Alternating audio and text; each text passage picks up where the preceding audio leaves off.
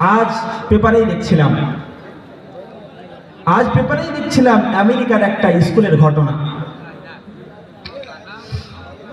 বাচ্চারা স্কুলে গিয়েছে, ম্যাম তাদেরকে জিজ্ঞাসা করছে, হে আমার প্রিয় ছাত্ররা, তোমরা বড় হয়ে কি হতে চাও?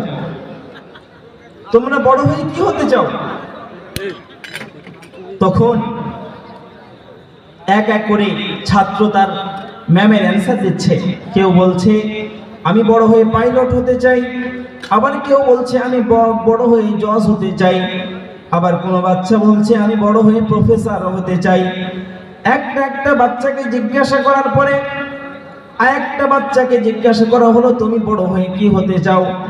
সেই বাচ্চাটা তখন ম্যামের কোশ্চেনের অ্যান্সার দিচ্ছে, বলছে আমি বড় হয়ে সাহাবা হতে চাই, বড় হয়ে সাহাবা হতে চাই। ক্লাস কমপ্লিটের পরে ম্যাম সাহেব ওই বাচ্চাটার জিজ্ঞাসা করছে, সাহাবা কাকে বলে? ম্যাম সাহেব সে বাচ্চাটাকে জিজ্ঞাসা করছে, সাহাবা কাকে বলে? সাহাবার সংজ্ঞা কি?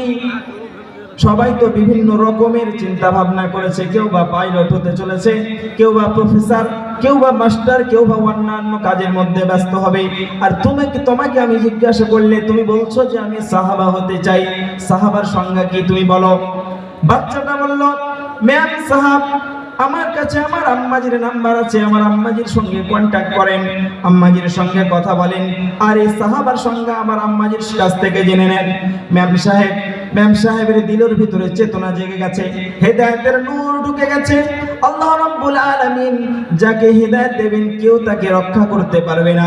ম্যাম সাহাব মাকে কল করেছে, আম্মুকে কল করে বলছে, আমি আজ স্কুলে আসার পরে ক্লাস শুরু করার পূর্বে আমি বাচ্চাদেরকে জিজ্ঞাসা করছিলাম, এই আমার প্রিয় সন্তানেরা, আমার প্রিয় ছাত্র ভাইরা, তোমরা বড় হয়ে কে কি হতে চাও? তোমাদের ফিউচারে তোমাদেরকে নিয়ে তাছে আমাকে একটু শোনাও।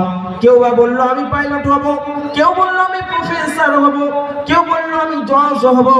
কিন্তু পরিশেষে আমি তোমার বাচ্চাকে যখন জিজ্ঞাসা করেছি, বাবু তুমি কি হবে? তোমার সন্তান বলছে আমি সাহাবা হতে চাই। সাহাবা কাকে বলে? সাহাবার সংজ্ঞা কি? সাহাবার তারিফ কি? আমি জানি না। আমি তোমার বাবুকে যখন জিজ্ঞাসা করলাম, বাবু সাহাবা কাকে বলে, সাহাবার সংজ্ঞা কি আছে বলো? বাবু বলল যে আমার মায়ের সঙ্গে আপনি কন্ট্যাক্ট করেন, আমার মায়ের কাছ থেকে আপনি জেনে নেন সাহাবা কাকে বলে, তাই আমি তোমার কাছে কন্ট্যাক্ট করেছি। তখন তার মা কি অ্যান্সার দিচ্ছে, যে ম্যাম সাহাব ফোনের মাধ্যমে সব কিছু আপনাকে বোঝাতে পারবো না, আপনি যদি